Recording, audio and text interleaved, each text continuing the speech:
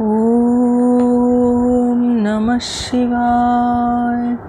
শম্ভো শঙ্করায় মহেশ্বরায়। মহাদেব বিষয়ক অদ্বিতীয় স্তব হল শিব মহিম্ন স্তোত্রম। এটি রচনার পেছনে একটি সুন্দর কাহিনী প্রচলিত আছে। গন্ধর্বরাজ পুষ্পদন্ত পুষ্পচয়নের অদম্য আকাঙ্ক্ষায় প্রতিদিন জনৈক রাজার পুষ্প সমৃদ্ধ প্রমোদ উদ্যানে উপস্থিত হতেন। সেই জনৈক রাজা হলেন কাশীরাজ। পুষ্পপ্রেমিক রাজা প্রভাতে পুষ্পহীন নিরাভরণ বৃক্ষের দিকে তাকিয়ে অন্তরে খুব ব্যথা অনুভব করতেন। এর প্রতিবিধানের জন্য তিনি উদ্যানটিকে অতন্দ্র প্রহরায় রাখার নির্দেশ দিলেন, কিন্তু রাজার প্রচেষ্টা ব্যর্থ হল। অপহরণ তিনি ঠেকাতে পারলেন না, কারণ পুষ্প যিনি অপহরণ করছেন তিনি হচ্ছেন দেবযোনি পুষ্পদন্ত, এক গন্ধর্ব, যার সহজাত অন্তর্ধান শক্তির প্রভাবে মানবের অলক্ষ্যে অভিলাষিত কর্ম সম্পাদনে সক্ষম। কিন্তু রাজাও দম্বার পাত্র ছিলেন না। অনেক ভেবে চিনতে তিনি একটি উপায় বার করলেন। একদিন উদ্যানের সর্বত্র শিব পূজার নির্মাল্য ছড়িয়ে রাখলেন। নির্মাল্য পুষ্প দেবতাময়, দেবতারই তেজে সমৃদ্ধ। পরদিন প্রত্যুষে পুষ্পচয়নে এসে নিজের অজ্ঞাতসারেই পবিত্র নির্মাল্য উল্লঙ্ঘন ও পদক্ষেপজনিত অপরাধে অপরাধী হলেন পুষ্পদন্ত। নির্মাল্য অবমাননার পাপ তার গন্ধর্বচিত শক্তিকে ছিনিয়ে নিল। এই স্তব হৃত শক্তি পুষ্পদন্তের স্বমহিমায় পুনঃপ্রতিষ্ঠিত হওয়ার জন্য আকুল আর্তিরই বাঙ্ময় রূপ। এই স্তব রচনা করে, এই স্তবের দ্বারা শিবের পূজা করে তিনি আবার তার যে শক্তি সেটি ফিরে পান। দেবাদিদেব মহাদেবের মদনান্তক রূপের পর তার বিশ্বান্তক রূপ ফুটে উঠেছে 16 নম্বর শ্লোকে। মহীপাদাঘাতাদ ব্রজতি সহসা সংশয়পদম পদম বিষ্ণুর্ভ্রাম্যাদ ভুজপরিঘরুগ্নাগ্রহগণম মুহুর্দৌদয়ং ইয়া তনিভিতজটা তারিততটা জগদ্রক্ষাयै ত্বাং নটসি ননু বামাইব বিভূতা। ত্বম অর্থাৎ তুমি, জগদ্রক্ষাयै জগৎ রক্ষার জন্য বা জগতের পালনের জন্য, নটসি নৃত্য করো।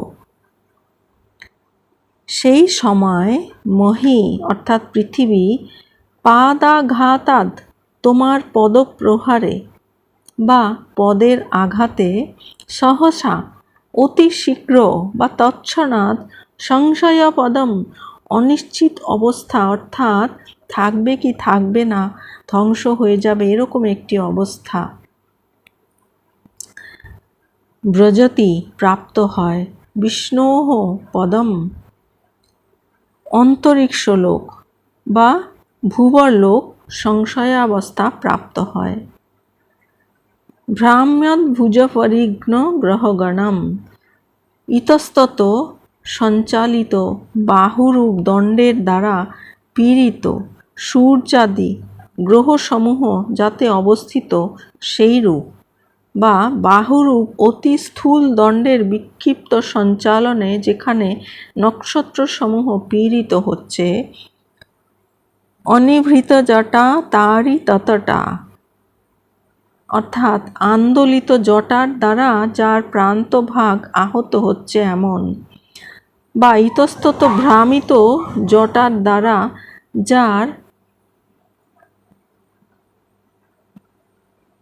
প্রান্তভাগ আহত হচ্ছে, সেই রূপ হয়ে স্বলোক, দৌ অর্থাৎ স্বর্গলোক বা স্বলোক, মুহুহু তৎক্ষণাৎ, দৌস্থম দুরবস্থা, ইয়াতি প্রাপ্ত হয়, ননু আহা তোমার বিভূতা অতি বিপুলতা বামা এব প্রতিকূল অর্থাৎ আপাত সমস্যা সংকুল অবস্থার সৃষ্টি করেছে বা প্রতিকূল বলেই প্রতিভাত হয়। তুমি জগৎ পালনের জন্য নৃত্য করছো, কিন্তু পৃথিবী তোমার পদাঘাতে মুহূর্তের মধ্যে এক অনিশ্চিত অবস্থা প্রাপ্ত হয়েছে, অর্থাৎ পৃথিবীর অস্তিত্ব বিপন্ন। অন্তরিক্ষেরও অনুরূপ অবস্থা। তোমার স্থূল বাহুদণ্ডের ইতস্তত সঞ্চালনে সেখানে নক্ষত্র রাশি পীড়িত, স্বর্গের অবস্থাও বিপন্ন। তোমার আন্দোলিত জটার দ্বারা স্বর্গের প্রান্তভাগ আহত হচ্ছে। আহা, তোমার দেহের বিপুল আয়তনই এই আপাত সমস্যা সংকুল এক অবস্থার সৃষ্টি করেছে।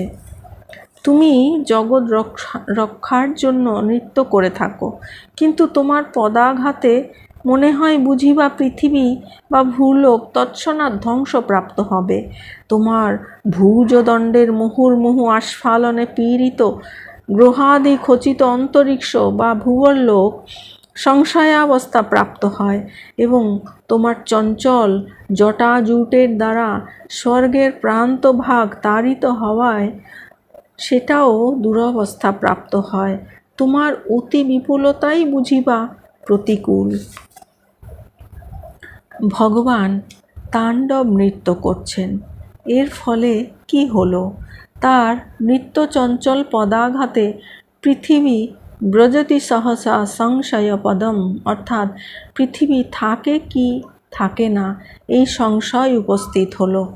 নৃত্যারম্ভের সাথে সাথে তার বাহুরূপ দণ্ডের ইতস্তত সঞ্চালনে সমগ্র বিশ্ব তীব্রভাবে আন্দোলিত হতে লাগল। তাতে পদং বিষ্ণুর্ভ্রাম্যদ ভুজপরিঘরুগ্ন গ্রহগণম, সূর্যাদি গ্রহ যাতে অবস্থিত সেই ভূবরলোক বা অন্তরিক্ষ সংশয়াবস্থা প্রাপ্ত হল। মহাদেবের অবিন্যস্ত জটা কলাপ প্রবলভাবে আন্দোলিত হচ্ছে, তাতে সুরলোকের অন্তভাগ বারবার আঘাতপ্রাপ্ত হচ্ছে।